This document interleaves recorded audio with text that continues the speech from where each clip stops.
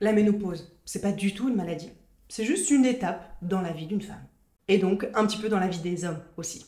Vous savez sûrement que la ménopause, ça veut dire que c'est la fin des règles d'une femme, c'est la fin de sa fertilité, donc de sa capacité à avoir un enfant. Mais c'est beaucoup plus que ça. C'est un processus qui a des répercussions sur la sexualité d'une femme et donc sur la sexualité d'un couple. Donc voici quelques conseils clés pour les hommes, pour mieux naviguer en fait dans cette transition avec leur compagne et avec les femmes qui fréquentent. Parce que ménopause, ça veut juste dire adaptation dans la sexualité. Et elle peut même être mieux qu'avant. Et je vous livre les clés ici dans ce guide pour hommes. La première partie, elle va vraiment être consacrée à vous expliquer ce qui se passe dans le corps des femmes. C'est comme les bases de la mécanique d'une voiture. Ça, c'est vraiment pour ceux qui ont envie de bien comprendre en détail ce qui se passe. Pour ceux qui veulent juste démarrer et savoir comment bien rouler, avancez juste la vidéo sur les parties suivantes. C'est-à-dire les effets de la ménopause sur la sexualité, les points d'attention pour un homme, et aussi ce que vous pouvez faire concrètement pour aider. Petite pause, j'organise un atelier digital incroyable le samedi 9 mars. On va voir ensemble toutes les nouvelles aventures et les nouvelles explorations sexuelles qu'on peut faire après 40 ans, pour conserver et développer une vie sexuelle épanouie. Le lien pour prendre votre place est en commentaire. Mais qu'est-ce qui se passe en fait? La ménopause, ce terme, ça désigne le moment très précis où une femme n'a plus de capacité à procréer, à avoir des enfants. Et ça, c'est marqué par une fin de ses règles.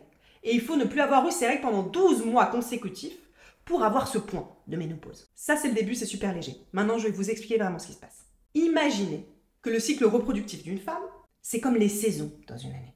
Et que les changements hormonaux qu'elle subit, c'est comme le climat qui va varier en fonction des saisons. Ce qu'on appelle la préménopause, c'est-à-dire toute la période avant d'être en ménopause. Donc quand j'ai 20 ans, je suis en préménopause. Quand j'ai 30 ans, je suis en préménopause. Eh bien, c'est comme le printemps et l'été. Les cycles menstruels de la femme, ils sont assez réguliers, prévisibles. Et ils sont marqués par une floraison, ça c'est l'ovulation, qu'on peut prévoir. Le climat, donc les niveaux d'hormones, ils varient d'une façon aussi qui est stable et assez prévisible. Donc ces variations attendues, comme la pluie et le soleil, c'est les fluctuations normales chez la femme des œstrogènes et de la progestérone. Et c'est ça qui vient nourrir le jardin. Le jardin, c'est notre capacité à avoir des enfants. Et puis au bout d'un moment, on arrive en automne. L'automne, c'est la périménopause. Périménopause, c'est la période juste avant la ménopause, quand tout commence à se mettre en place. Ça dure 4 à 8 ans et ça se produit au cours de la quarantaine. Et vous voyez, cette période, on l'appelle périménopause et pas préménopause. C'est une période de grande transition. On n'a aucune idée du temps qu'il va faire. Il peut faire très chaud, comme quand on est en été indien, ou très froid. Donc on a des grosses variations de température et du climat. Un peu comme ce qui va se passer au niveau des hormones. On va avoir des pics très hauts et des tombées très basses. Et surtout, ça va être imprévisible. On va aussi voir les feuilles qui commencent à tomber. Ça, c'est le cycle et les règles qui deviennent de plus en plus irréguliers. Et ensuite, on arrive en hiver. L'hiver, c'est la ménopause. Elle se produit en général entre 45 et 55 ans, la moyenne étant à 51 ans. Ça, c'est l'hiver du cycle reproductif. Le jardin, donc la fertilité d'une femme, il a été mis au repos. Le climat, donc le niveau d'hormones, il se stabilise à un niveau qui est plus bas. Et là, il y a une nouvelle période qui s'amorce, de nouvelles normalités, d'adaptation à cette saison qui est plus tranquille de la vie. Et on repart sur un cycle. C'est ce qu'on appelle le post-ménopause. Et ça, c'est la fin de l'hiver et un nouveau printemps. Donc le froid persiste encore, les niveaux d'hormones ils vont rester bas jusqu'à la fin de la vie. Mais la vie, elle s'est adaptée à cette nouvelle normalité. Donc le climat, il est plus stable. Et le jardin, il peut refleurir, mais d'une nouvelle façon. Et il peut de nouveau se développer. Et il peut de nouveau y avoir de la croissance. Dans la sexualité, dans le bien-être, mais d'une façon adaptée à cette nouvelle phase. Je vous ai mis un dessin ici pour bien comprendre les différentes phases et les termes qu'on utilise. Parce que vous allez sûrement les entendre dans les bouches de vos compagnes. Comme vous voyez, ce qu'on appelle la ménopause, en fait, c'est juste un point précis qu'on définit rétroactivement, quand ça fera 12 mois consécutifs que la femme n'a pas eu ses règles. Donc c'est juste un point dans le temps. C'est le point de bascule entre la périménopause, où il y a toutes les fluctuations d'hormones qu'on a vues, et le post-ménopause, où en fait tout se stabilise à un niveau plus bas. Le point de bascule, c'est ça la ménopause. Souvent dans le vocabulaire un peu classique, on utilise le terme de ménopause pour toutes les phases, pour le périménopause et pour le post-ménopause. Et c'est pour ça que je vous le précise ici, pour que vous puissiez comprendre tous les termes. Donc en général, on dit ménopause pour englober tout ça. Mais c'est pas tout à fait exact techniquement. Je vais vous expliquer vraiment les hormones qui sont impactées dans le corps de vos compagnes. Et je vais vous expliquer à quoi elles servent, pour que vous puissiez vraiment comprendre les conséquences sur son corps, sur ses émotions, et donc sur la sexualité que vous partagez avec elle. Ce que je veux vous donner aussi ici, c'est le vocabulaire pour communiquer et pouvoir l'accompagner au mieux. Lui montrer que vous savez de quoi vous parlez. En premier, il y a les œstrogènes. Vous avez sûrement déjà entendu le nom de cette hormone. C'est une des hormones féminines par excellence. Elles sont responsables de la régulation du cycle reproducteur de la femme. Et ces hormones, elles vont varier d'une façon totalement imprévisible en périménopause, les 4 à 8 ans avant que la ménopause elle soit marquée. Donc elles vont faire des énormes yo-yo, avant de se stabiliser à un niveau bas, en post-ménopause. On a aussi la progestérone. Cette hormone-là, elle est produite par les ovaires. Et elle a pour but de préparer ce qu'on appelle l'endomètre. L'endomètre, c'est la paroi utérine, à pouvoir accueillir un bébé. Et bien du coup, cette hormone-là, elle va chuter aussi en post-ménopause. Et faire son yo-yo comme l'autre hormone, en périménopause. À l'inverse, on a 2 hormones qui vont augmenter. C'est la FSH et la LH. Pourquoi j'en parle ici? Parce que ces hormones peuvent être dosées, donc mesurées dans le sang de votre partenaire, pour voir si elle entre en phase de périménopause. Donc si ce taux-là, il augmente chez une femme, ça veut dire qu'elle se rapproche de la périménopause ou de la ménopause. Donc elle approche ce point-là. Tout simplement parce que ces hormones-là, normalement, elles sont contrebalancées par les oestrogènes. Et bien là, il n'y a plus d'oestrogènes, donc ces hormones-là, elles vont rester à un niveau élevé. Vous avez aussi la testostérone qui va diminuer dans le cas de la ménopause. Bah oui, une femme aussi, elle a de la testostérone. Et c'est la testostérone, chez les hommes comme chez les femmes, qui est responsable de la libido et du désir sexuel. C'est pas les hormones féminines, c'est l'hormone masculine qui, dans les 2 cas, génère du désir et de la libido. Eh bien, cette testostérone, elle baisse chez la femme. Mais rassurez-vous, elle baisse proportionnellement moins que chez l'homme. Donc vous, si vous avez votre andropause, donc c'est comme ça qu'on appelle la ménopause de l'homme, votre taux de testostérone, il chute bien plus que votre partenaire. Donc théoriquement, votre libido à vous, elle peut même être plus affectée. Maintenant, on va voir vraiment les effets de cette période de la vie et de cette transition sur la sexualité. En premier, on va voir la périménopause, parce que c'est une des phases qui est la plus compliquée à vivre. C'est un chamboulement intérieur qui est très puissant, à cause de toutes ces variations qu'on a vues. Des pics inattendus et des chutes aussi d'hormones. Donc cette agitation, ce fouillis intérieur des hormones, il va créer un fouillis aussi chez la femme. Et on va voir comment. En premier, forcément, ça va créer une irrégularité menstruelle. Ça veut dire que certains mois, la femme aura ses règles et d'autres non. Et peut-être qu'une fois, elle aura très peu de saignements, et d'autres, elle aura des saignements abondants. Donc elle peut avoir des règles qui sont douloureuses, ou pas du tout. Ça va aussi créer les fameuses bouffées de chaleur et les sueurs nocturnes. Parce qu'en fait, ce pic d'hormones, il va lui donner une sensation de chaleur intense dans son corps. Et ça va la faire transpirer, et même frissonner. Ces pics d'hormones inattendus, ça va aussi troubler son sommeil. Exactement en fait comme en fin de grossesse. Donc elle va avoir des difficultés à s'endormir, des difficultés à rester endormie aussi. Son sommeil, il devient plus léger. Et en plus, le sommeil qu'elle peut obtenir, à ce moment-là, il devient de moins bonne qualité. Des changements d'humeur vont se produire aussi. Imaginez les pics d'hormones qu'elle se prend. Forcément, ça va influencer son humeur. Ça peut lui créer de l'anxiété, de l'irritabilité. Et ça peut même produire des épisodes dépressifs, ou les intensifier si jamais ils étaient déjà présents. Les hormones, elles ont une influence dans la façon dont on peut manger, dans la façon dont on peut prendre du poids. Donc peut-être qu'elle va plus stocker de graisse, notamment au niveau de la région abdominale. En périménopause, la sexualité est aussi impactée directement. On l'a vu au niveau de la libido. Donc à ce moment-là, il peut y avoir une réduction de l'intérêt pour l'activité sexuelle. Il peut aussi y avoir un début de sécheresse vaginale. Parce que ces hormones qu'on a vues, notamment l'œstrogène, elle est impliquée dans la lubrification féminine. Donc il y a une diminution de la lubrification naturelle. Je vous invite à aller voir ma vidéo là-dessus, lubrification féminine. Il y a même une partie dédiée à la ménopause et vous aurez toutes les clés pour résoudre la situation. Il y a un inconfort aussi qui peut se créer à ce moment-là pendant les rapports sexuels. Parce qu'en fait, ces hormones qui bougent beaucoup, elles vont faire varier l'élasticité du vagin de votre partenaire. Donc en plus de potentiellement être moins mouillé, il va être moins élastique. Donc ça peut créer de l'inconfort, voire même des douleurs. Et bien sûr, les sautes d'humeur qu'on a vues aussi vont forcément influencer le désir et la sexualité. Si je me sens irritable et que je me sens pas très bien, j'ai des énormes bouffées de chaleur, ça peut être un peu plus compliqué d'avoir envie. Ensuite, en post-ménopause. Post-ménopause, je vous rappelle, les hormones se sont stabilisées à un taux bas. Et on est de nouveau dans une forme de calme. Là, les effets, c'est que je n'ai plus du tout mes règles. Donc c'est une cessation des menstruations. Je vais aussi avoir à ce moment-là, heureusement, une atténuation des symptômes que j'avais avant de la ménopause. Ben oui, parce qu'en fait, les gros symptômes, ils sont dus en fait à ces yo-yo d'hormones. Par contre, la sécheresse urinaire, elle va persister. Tout simplement parce que le taux d'oestrogène, il reste bas. Donc il y aura une nécessité d'utiliser des lubrifiants ou de l'hydratation pour avoir plus de confort. L'élasticité vaginale aussi, elle va être impactée. Bien là, ça diminue un peu.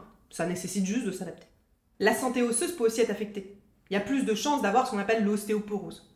Mais quand il y a un inconfort qui se crée dans le corps, eh bien forcément ça peut impacter la sexualité. Pareil, la santé cardiovasculaire aussi, elle est impactée. Encore une fois, heureusement, il existe des solutions. Mais ces problèmes cardiovasculaires, s'ils surviennent, ils vont impacter le couple et la sexualité. Il peut aussi y avoir des changements sur la sphère urinaire. Concrètement, on a plus de risques d'attraper une infection urinaire. Donc il faut faire plus attention quand on fait l'amour. Par exemple, en allant uriner après un rapport sexuel. Et en ayant les mains bien lavées avant de jouer. Donc dans cette période de post-ménopause, on va devoir apprendre à jouer avec des nouveaux paramètres. C'est juste que les règles du jeu, elles ont changé. Le jeu, il peut toujours être très cool. Certaines femmes vont aussi noter un changement au niveau de leur orgasme. Comme on l'a vu, cette zone, elle va simplement avoir un afflux sanguin qui naturellement devient plus faible. Bah oui, parce qu'il n'y a pas tout le travail et le cycle du sang qui doit venir pour nourrir cette zone et préparer le terrain pour avoir un bébé. Du coup, il y a un petit peu moins de sang. Il va falloir l'amener d'une autre façon. Et ça, vous allez pouvoir le faire. L'afflux sanguin, on peut le faire venir autrement. C'est juste que naturellement, il sera un peu moins présent. Chez certaines femmes, la diminution de la libido, elle va rester. Parce que ces hormones, elles vont se stabiliser à un niveau bas. Donc là, il va simplement falloir trouver des nouvelles stratégies pour augmenter la libido. Vous avez quelques astuces sur la libido dans ma vidéo Faible Libido. Il y a des astuces concrètes dans le quotidien que vous pouvez mettre en place. Mais cette période, c'est aussi une incroyable opportunité de redécouvrir sa sexualité, les amis. Et de prendre beaucoup de plaisir. Parce qu'en fait, on est libéré des préoccupations de la grossesse. On entre dans une nouvelle phase de la vie, où le sexe, ça devient que pour le plaisir.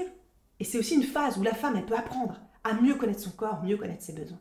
Et il faut savoir que chaque femme, elle expérimente toutes ces variations, ces fluctuations, que ce soit en périménopause ou en postménopause, d'une façon qui lui est propre. Certaines femmes, au final, n'auront que très peu de symptômes et verront à peine la différence. Et pour d'autres, elles devront mettre en place des solutions plus poussées, avec un médecin. Dans tous les cas, la ménopause, votre partenaire, elle va être suivie médicalement. Le médecin, il lui prescrira des traitements si besoin. Parfois, ce sera des traitements hormonaux, mais parfois, ce sera juste d'utiliser des lubrifiants ou d'autres méthodes naturelles pour accompagner la transition. Bien sûr, il y a le côté santé, médical, et c'est clé que votre partenaire, elle consulte à ce moment-là. Mais il y a aussi d'autres choses, on le verra, que vous pouvez mettre en place ensemble. Et le suivi psy, il est ultra important. Accompagner ce changement, c'est important. Parce que ces grosses fluctuations d'hormones, elles vont influer sur l'humeur. Et c'est fondamental d'avoir un espace où votre partenaire elle va pouvoir parler de ces transitions, de ce qui lui arrive. Vous n'êtes pas sa décharge émotionnelle. Ce n'est pas à vous qu'elle doit tout dire. Donc aidez-la à avoir cet espace de parole. Transformez en opportunité cet nouvel état féminin. Parce qu'on peut être très femme, très féminine dans cet état de post-ménopause. Et incarner pleinement toute sa puissance sexuelle. Le premier point d'attention sur lequel vous, messieurs, vous devez vous focaliser, c'est l'impact psychologique. Vraiment. Il ne s'agit pas juste de conséquences sur le corps, il s'agit aussi de conséquences énormes, psychologiquement. Déjà, les fluctuations émotionnelles que subit votre partenaire, elles sont liées aux fluctuations hormonales. C'est pas juste elle dans sa tête qui gère mal, d'accord? Ces variations d'humeur, elles sont normales. C'est son système qui est temporairement un petit peu détraqué. Donc cueillez de l'empathie pour elle et accompagnez-la dans ce qu'elle vit. Et cette transition, elle va avoir un impact énorme sur l'image de soi qu'elle peut avoir. Et l'impact psychologique à cet endroit-là, il est hardcore. La femme, elle va devoir travailler tout son rapport à sa féminité. Comment est-ce qu'elle va se sentir femme quand elle a plus ses règles, qu'elle a depuis qu'elle a peut-être 15 ans? Comment elle va se sentir femme quand elle ne peut plus devenir mère? C'est un réel chamboulement pour nous. Comment je peux me sentir désirable? Comment je peux me sentir femme puissante alors que je suis en ménopause? Et comment toute cette perception que j'ai de mon corps, de ma féminité, de mon attractivité, elle va influencer la sexualité que je vais avoir. Donc il y a un travail de fond que la femme elle doit faire à cet endroit-là pour se réapproprier ses nouvelles règles et toute sa puissance sexuelle. C'est aussi important là de faire attention à ce qu'elle maintienne une vie sociale qui est active. Certaines femmes peuvent avoir tendance à s'isoler à ce moment-là, par peur, par honte, par déséquilibre, notamment dans les phases où il y a des pics et des chutes très élevées. Donc le maintien et la préservation de la vie sociale, elle est clé dans cette période. Vous devez faire très attention aussi sur la communication et la compréhension que vous avez l'un de l'autre dans cette période de transition. Vous êtes deux individus ensemble, vous dansez ensemble, que ce soit dans votre relation mais aussi dans votre sexualité. Et là, il y a un des individus qui vit un chamboulement comme une tempête. C'est là où apprendre des techniques de communication, ça peut être intéressant. Notamment la CNV, la communication non violente. Parce que tous les petits mots, tous les petits points que vous pourrez dire, peut-être vont activer une réaction un peu extrême de sa part. L'idée, c'est de réussir à mettre en place une écoute active, où votre partenaire, elle se sent entendue, où vous allez comprendre ses besoins du moment, qui ne sont pas les mêmes, encore une fois, quand elle est dans la tornade de la périménopause, qu'après, en postménopause, où c'est plus stable. C'est quoi ses préoccupations à elle aussi, au niveau de sa féminité, au niveau de votre sexualité? L'autre point d'attention, ça va être la santé et son bien-être. L'importance du style de vie aussi, c'est un point d'attention clé pour vous. On va en parler juste après. Faites aussi attention à votre adaptation et votre flexibilité à vous. Dans la vie de tous les jours, mais dans la sexualité aussi. Acceptez que votre sexualité à tous les deux, elle va évoluer. Qu'elle va peut-être être chamboulée au début, comme toutes ces hormones, et qu'après, elle va retrouver un renouveau en se stabilisant. Et que ce renouveau, il peut être mieux qu'avant. Plus dans l'exploration. Vous êtes au bon endroit sur cette chaîne pour réexplorer des nouvelles façons d'avoir une sexualité ultra épanouissante et même mieux qu'avant. Portez particulièrement aussi attention à l'impact social et émotionnel de cette transition de la ménopause. Parce que la perception culturelle qu'on a de la ménopause, elle influence ce que va vivre votre compagne en fait. Et c'est là où moi je suis extrêmement en colère contre les médias et contre cette image qu'on a du corps de la femme qui vieillit, avec la supposée toute-puissance de la jeunesse. Et avec l'impression totalement débile qu'une femme, elle se fane comme une fleur. Alors que pas du tout. Ça peut même être totalement l'inverse, ça peut même être le moment où une femme, elle va éclore, où elle va rentrer dans sa pleine puissance de femme. Donc ça, vraiment, c'est des bêtises des médias. Et ça conditionne beaucoup de femmes à avoir une vie sexuelle qui n'est plus épanouie. Et avoir une mauvaise perception d'elles-mêmes, une mauvaise perception de leur corps. Une mauvaise hygiène de vie parce qu'elles vont considérer que tout est perdu. Alors qu'on peut être super canon et bien foutu après la ménopause. Et qu'on peut faire l'amour comme une déesse ultra divine, en incarnant son potentiel sexuel. Donc essayez de l'aider à cette transition. Il y a des écrivaines, il y a des gens qui sont engagés pour faire évoluer les mentalités dans ce sens. Et aller travailler ces mythes et ces idées préconçues qui sont dans la tête des femmes et qui sont aussi dans la tête des hommes. 40 ans ou à 50 ans, on ne vieillit pas. On grandit, on continue à se développer, on mature. On peut éclore encore plus à ce moment-là. Donc contribuer à changer les mentalités là-dessus, à faire cette révolution. On ne vit plus au Moyen-Âge ici. On a les moyens de bien vieillir et de profiter ultra longtemps de notre plaisir. Alors allons-y. Une femme n'est pas à jeter à la poubelle parce qu'elle a une ménopause. Au contraire, ça peut être le moment où ça devient une amante incroyable. Donc aidez-les. Et moi aussi, c'est ce que je fais comme travail pour aider toutes ces femmes à libérer leur potentiel sexuel. Et vous aidez à le voir aussi en tant qu'homme. Vous aidez à vous déconditionner dans votre regard. Qu'est-ce que vous pouvez faire encore concrètement? Imaginons que vous allez à un concert. L'expérience du concert, le fait que vous allez kiffer ou pas, ça va dépendre de plusieurs paramètres. En premier, directement du groupe, des musiciens que vous allez voir. Ça, c'est sûr. Mais ça va dépendre aussi d'autres paramètres. L'acoustique de la salle, l'ambiance du public avec vous. Ça va influencer indirectement ce que vous allez vivre. Il n'y a pas que les musiciens. Là. Eh bien, dans la sexualité, c'est pareil. On va voir les musiciens, donc entre guillemets, ce qui influence directement la sexualité. Et ensuite, on va voir les paramètres indirects. Donc pour la sexualité pure, ce que vous pouvez faire concrètement, c'est d'apprendre des vraies techniques pour aider dans la lubrification et utiliser des produits adaptés. Et savoir comment vraiment la faire mouiller. Tout est dans la vidéo. Ensuite, vous pouvez apprendre des techniques pour augmenter l'afflux sanguin de la zone. N'oubliez pas, moins d'afflux sanguin peut entraîner moins de sensations. Une capacité à jouir et à ressentir le plaisir qui est diminuée. Mais ce temps, on peut l'amener en fait dans cette zone. Donc apprenez à faire ça, à augmenter l'afflux sanguin. Grâce au désir, grâce à l'excitation, mais aussi grâce à des techniques manuelles. Prenez plus de temps, on n'est plus pressé là. On n'est que dans du plaisir, de la jouissance pure. Prenez tout votre temps pour jouer là. Le sang il va venir, les sensations aussi, le plaisir aussi. Vous avez tout le temps de jouer pendant des heures. Profitez-en. Il y a aussi des techniques de massage pour augmenter l'afflux sanguin de la zone. J'ai fait une vidéo sur le massage sexuel que vous pouvez aller voir. Ensuite, au niveau de la sexualité pure, allez explorer ensemble. C'est le début de nouvelles aventures incroyables que vous allez pouvoir vivre à deux. Aussi bien au niveau du désir, des fantasmes, que du ressenti des corps. C'est un nouveau chapitre, ce n'est pas la fin. Vous pouvez vous dire que vous allez démarrer une nouvelle relation avec la même personne. Ça, c'est vachement excitant. Et n'oubliez pas, c'est vraiment une période où une femme peut se sentir plus libre dans son corps, plus libre d'aller explorer ses fantasmes. Une fois qu'elle a dépassé tout ça, elle peut vraiment aller dans une nouvelle zone que vous allez adorer. Faut pas oublier que c'est la période où la plupart des femmes se lancent dans le libertinage. C'est après 40 ans, après 45 ans, à 50 ans, qu'il y a le plus de femmes qui sont d'accord d'aller faire du libertinage, d'aller explorer ses fantasmes en fait. C'est pas pour rien, parce que la sexualité devient uniquement pour le plaisir. Et vraiment, ça va permettre à certaines femmes d'aller explorer beaucoup plus loin, de se réapproprier leur corps et leur féminité. Donc vous, votre rôle, c'est aussi d'aller l'aider à atteindre cette zone, à passer ce chamboulement émotionnel, et puis d'aller oser explorer et voir vraiment qu'est-ce qui lui fait plaisir. Ensuite, au niveau des conséquences indirectes. En premier, ce que vous pouvez faire, c'est vraiment être un soutien actif. Déjà en ayant des stratégies pour l'accompagner très concrètement. Il s'agit d'un soutien qui est émotionnel, mais aussi d'un soutien pratique, quotidien, dans la vie de tous les jours. Des petits gestes en fait. Ça va être encore plus important de lui apporter de la tendresse et de l'attention sur ces gros chamboulements qu'elle vit. Accompagnez-la à dépasser cette tempête, même si parfois vous allez vous prendre de la pluie, de la tornade et des éclairs sur vous. C'est ok, c'est que temporaire. Là, ce que je veux dire, c'est que vous pouvez aussi avoir un soutien actif dans les modifications du rythme de vie qui vont être nécessaires de mettre en place. Et ça, c'est ultra important. Surtout que les gars, vous avez vraiment intérêt à le faire parce que vous allez avoir l'andropause. Donc vous aussi, vous allez être touchés. Les changements de vie dans le quotidien, ils vont aussi vous aider vous. Qu'est-ce que j'entends par là? Il est clé de bien manger. On ne mange plus comme avant. Eh bien non. On mange différemment pour permettre à son corps d'avoir de la bonne énergie, de pas trop stocker de graisse en fait, et d'être bien dedans. Le sport aussi, c'est important d'avoir une activité physique régulière. Si on ne l'avait pas avant, on la met en place à ce moment-là. C'est pas « j'ai jamais fait de sport de ma vie, je ne vais pas commencer maintenant ». Non, non, tu peux très bien commencer maintenant. Vas-y, tu manges bien. Donc tu vas être dans un corps que tu trouves sexy, que tu incarnes pleinement. Et tu fais du sport, tu te sens bien dans ce corps, tu l'incarnes. Tu es un être incarné qui est dedans. Et tu fais du sport pour l'entretenir, ce corps. Et l'aider à bien vieillir. Et ensuite le sommeil. Le sommeil, vu qu'il est perturbé, c'est important du coup de mettre en place plein de stratégies pour l'aider, ce sommeil. Une régularité. Encore une fois, je rappelle que si on n'a pas dormi, souvent on n'a pas envie de faire l'amour. Pensez à une jeune maman. Donc ça influence la libido. Aidez-la à bien dormir, aidez-la à se sentir bien dans son corps. Vous verrez, il y aura beaucoup plus de sexualité et beaucoup plus de qualité surtout. C'est le moment d'arrêter de fumer si vous fumez encore. C'est le moment aussi d'arrêter de boire à outrance. 1 ou 2 verres de temps en temps, oui. Mais sinon, est-ce que ça vaut vraiment le coup? C'est pas mieux de faire l'amour? De vieillir bien, longtemps? Ensuite, ce que vous pouvez faire, c'est vraiment renforcer votre intimité. Le lien que vous avez, ce lien de confiance.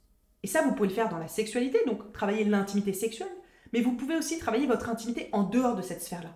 Cette connexion que vous avez entre vous deux, qui peut se renforcer. Vous allez apprendre à vous connecter émotionnellement et à vous connecter physiquement. Par exemple, en vous mettant à danser ou en faisant des activités ensemble. Ensuite, se renseigner ensemble, c'est bien. Ça, vous pouvez le faire. Peut-être qu'elle a peur de poser des questions. Vous pouvez lui montrer cette vidéo. Vous pouvez l'inciter à avoir un suivi psy pour l'aider. À toujours bien consulter son médecin. À aller dans des groupes de parole. À lire des pièces de théâtre. À lire des essais, des choses qui sont adaptées, qui vont lui redonner son pouvoir de femme. Et comprendre que c'est juste une création des médias. Cette histoire d'omniprésence et de surpuissance de la jeunesse, à 20 ans ou à 15 ans. C'est pas là où on kiffe le plus, c'est pas là où on est plus épanoui, c'est pas là où on a le plus de bonheur, et c'est pas là où on a la meilleure sexualité. C'est le moment aussi de développer des nouvelles amitiés, de créer de nouveaux groupes sociaux. Tout est permis, tout est possible en fait. Allez rencontrer des nouvelles personnes si vous vous ennuyez avec celles que vous connaissez depuis 30 ou 40 ans. C'est possible maintenant. Lancez-vous aussi dans une nouvelle passion, une nouvelle activité qui va vous stimuler. Ensuite, ce que vous pouvez vraiment faire, c'est tout ce qui va être perception du corps et acceptation du corps. Vous allez l'aider à avoir un meilleur corps et à être beaucoup plus sexy grâce à tout le mode de vie que vous allez mettre en place au quotidien et qui est clé, parce que c'est quand même la base. Mais vous allez aussi aider à l'accepter, ce corps qui change. Bah oui, il y a des choses qui vont changer. Et franchement, c'est pas grave. Donc valoriser son corps, son nouveau corps, en transition. Et aider à aller dans un équilibre qui lui plaît aussi visuellement. Qui lui plaît dans les ressentis de son corps, dans l'intégration, dans l'incarnation qu'elle va avoir d'elle-même. Et dans le rayonnement de son énergie, aussi bien sexuelle que féminine. Donc ça, vous allez le faire comment? Forcément par des valorisations, par des paroles. Bah oui, c'est vraiment le moment de lui faire des compliments, de valoriser son corps. C'est aussi la regarder d'une certaine façon. Un regard, ça peut évoquer du désir. Avec un regard, je peux valoriser un corps. Le regard que je pose sur quelqu'un, sur un corps, va véhiculer ce que je ressens. Utilisez la puissance de votre regard. Elle se déshabille, regardez-la, regardez son corps, et montrez-lui à quel point vous le trouvez désirable. Le toucher aussi, touchez-la. Un toucher, quand je touche quelqu'un, je vais exprimer à mon partenaire à quel point j'aime son corps, à quel point je le valorise. Donc touchez-la d'une façon intentionnelle. C'est pas non, je la touche et je lui montre que j'aime ce que je touche. Mais lui montrer que pour vous, elle a toujours un corps incroyable. Voilà, ici vous avez vraiment tous les éléments pour comprendre ce qui se passe à la ménopause, dans cette transition de la femme et dans cette transition que vit aussi un couple. Vous avez compris qu'il y a des conséquences sur la vie sexuelle, mais que c'est possible d'aller vers un renouveau. Statistiquement, c'est après 40 ans qu'une femme est plus épanouie sexuellement. Et je pense que c'est important de le rappeler ici. C'est pas à 20 ans, c'est pas à 30 ans, c'est après. Tout simplement parce qu'on se connaît mieux. Et encore une fois, c'est souvent après 45 ans qu'on démarre le libertinage, qu'une femme ose assumer ses fantasmes et ses désirs. Donc la ménopause, c'est une incroyable opportunité. On peut le voir comme ça et le transformer. Donc votre rôle est de l'accompagner là-dedans. Et vous aussi, vous allez pouvoir prendre beaucoup de plaisir avec cette femme qui va apprendre à se libérer. Et qui ne sera plus dans une pression reproductive ou dans une pression sociale, une course à quelque chose qui n'existe pas. On peut être beaucoup plus heureux, on peut être beaucoup plus épanoui. Et ça commence ici, en s'abonnant aussi à la chaîne. Parce que j'aide les hommes à avoir une sexualité épanouie, à prendre plus de plaisir, à donner plus de plaisir et à avoir plus de connexion, à eux-mêmes d'abord et à une partenaire, quel que soit leur âge et quelle que soit leur condition physique.